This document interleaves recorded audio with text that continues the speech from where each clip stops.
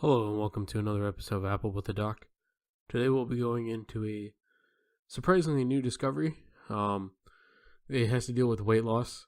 Now, some people who struggle with weight loss may resort to quote-unquote drastic measures, that I would say. But yeah, that's today's podcast. If you're a new-time listener and mainly going to health-related topics, it seems almost like on a daily basis now. I also am starting to branch out into science-related topics. Hopefully I don't overstretch myself. But thank you for listening, and let's jump into it.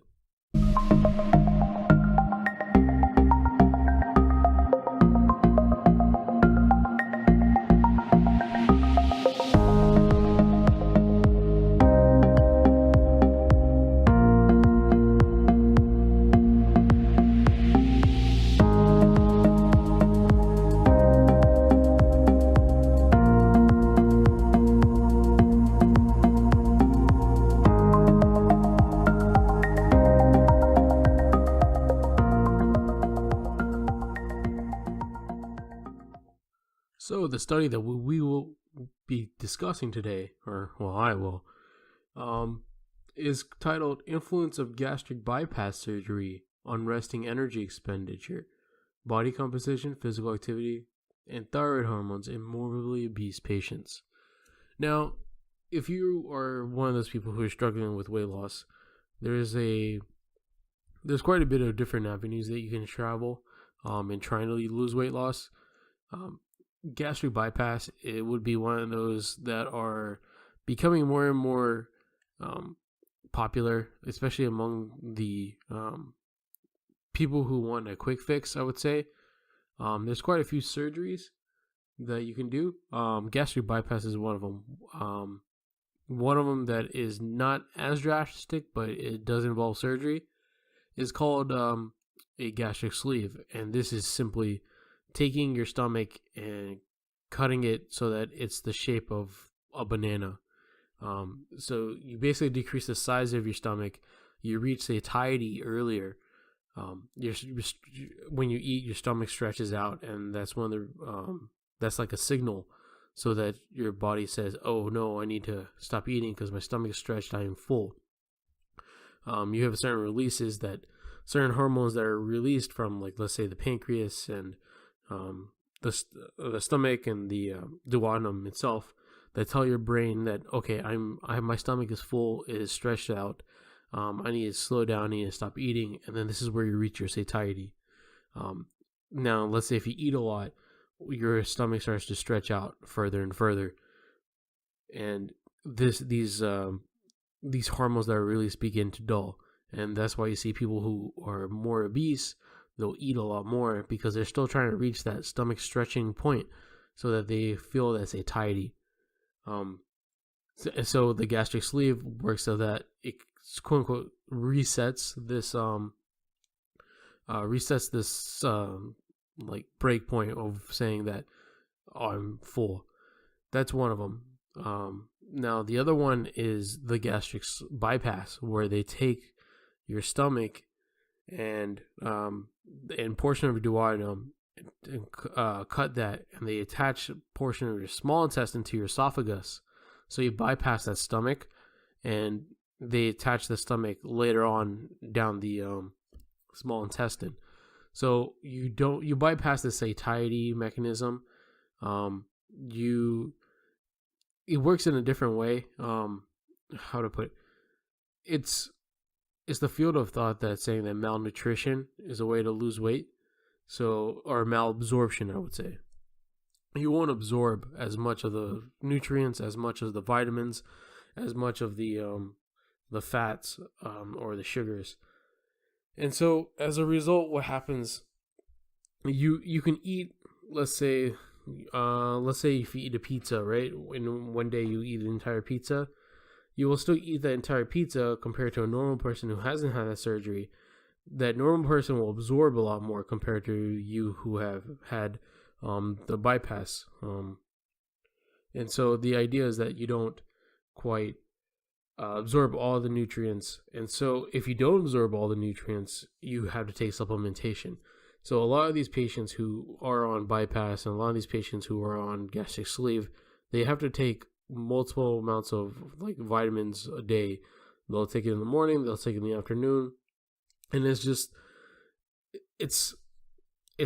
I would say something that's like a handful. And people tend to resort to drastic measures of actually supplementing themselves. So the stomach is important not only for digestion, but it's also important for something called intrinsic factor production. So if you are anywhere in the health sphere, you'll obviously heard about the B vitamins, specifically vitamin B12, and this vitamin helps you give you energy. Now, the idea exactly isn't fully determined.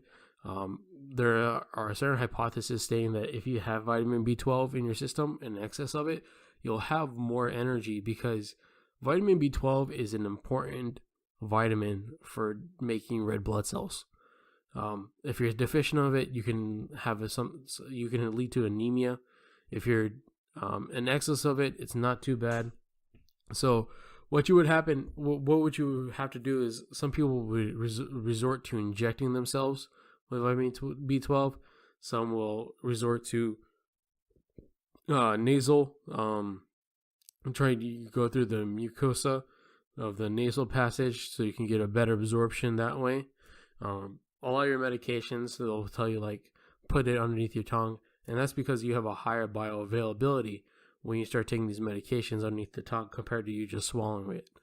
And so that's just like one of the big things about vitamin B12. And so if you take this bypass, if you take these gastric sleeve, you will end up at a higher risk of developing anemia because of you have this decreased secretion of intrinsic factor.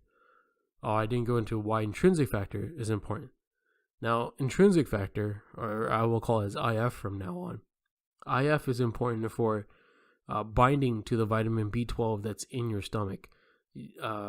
So the foods that you eat, you don't immediately absorb the vitamin B12. In fact, you cannot absorb it. Your body has to produce something called DIF, or intrinsic factor, and it binds to it and acts like a sensor. So let's say you imagine this as a like a homing beacon. So how do I put it? What's a good analogy? So let's say let's say you drop your key in the sewer, which has happened to me before, and it's not a fun process to get it out. It was actually very difficult. I was like 12, and I dropped my dad's van keys into the sewers, and then we had to use this like coat hanger that was tied to a stick to actually get it out. It was not fun. But let's say if you drop your keys into like the sewer, you would have to, and let's say the intrinsic factor or the vitamin B12 was the key, and let's say a magnet that's at the end of the intrinsic factor, that's the intrinsic factor. The magnet will attach to the key, and so you have like a grabbing point for that. The magnet within you can use like another like a coat hanger, or you can use some other like another magnet that's tied to a string. This analogy is not that great, but you can pull it up that way, and so your body pulls it up that way using the intrinsic factor. So that's one of the complications that you have with these surgeries.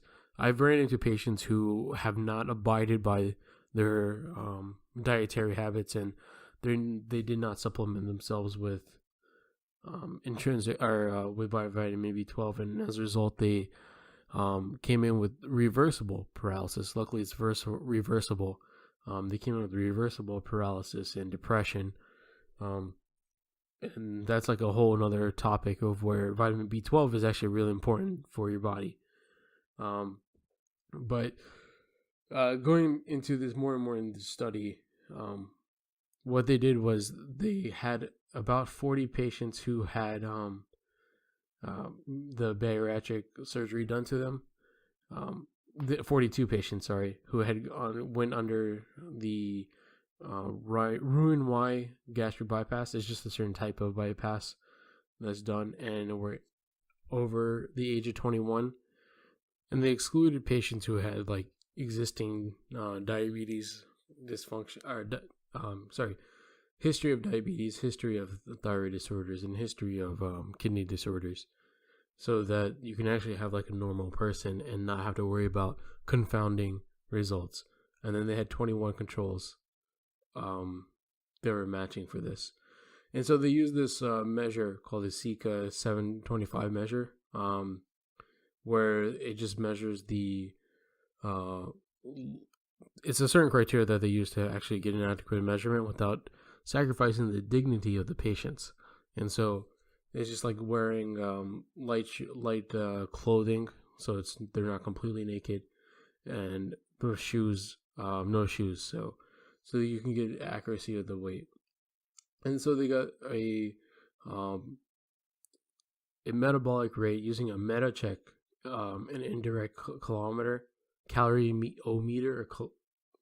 This is very difficult to say, but they use this thing to measure how they actually how much energy a person would actually use throughout the day, and it's like it gives a decent estimate, I would say.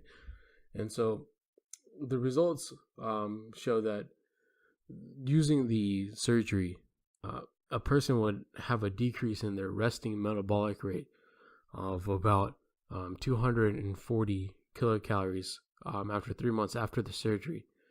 And so this indicates, and it goes even further, at 440 kilocalories after a 6-month period.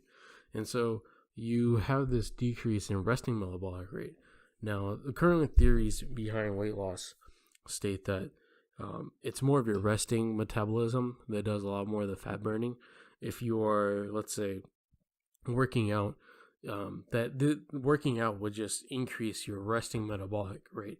Yes, you do expend certain calories while you work out, but while you're not working out, while you're sleeping, you're also burning calories. And this is where most of your calorie burning occurs. And so if by doing this surgery, your body seems to go into this conservation mode because you do have this malabsorption. Your body goes into this conservation mode, and you have a decrease in metabolic burning, or the metabolic rate. And so to determine whether or not you want to actually do it, it has to be a multitude of factors, whether or not how serious you are about this, how determined you are, what comorbidity conditions you actually have. And so it's important to note that you should at least take out all your avenues before you try to lose weight this way. Surgery seems to be more of a quick fix. You seem happy when you start seeing the scale numbers go down, but there are people, even though they have the surgery, they'll still eat through the surgery, and the surgery will not be successful. And so when you go to actually do this surgery, they'll tell you oftentimes that this is simply a tool for you to use. It's not something that's permanent. Now, if you were to wanting to do the surgery, this is one of the things that you'll have to actually try to work around, because you do have a decrease in metabolic rate. Maybe you'll have to go to the gym a lot more, but surgery would be something that I would suggest as last resort. You should at least do the more well-known things, though the more successful things, such as calorie counting. When you do these surgeries, you also have a calorie count, and I suggest you use that first before you actually try to go into surgery and try to do this whole starvation thing. But this is just my opinion, and this is what I suggest. If you want to do the surgery, go right ahead. That's your choice. But thank you for listening. This has been Apple with the Doc.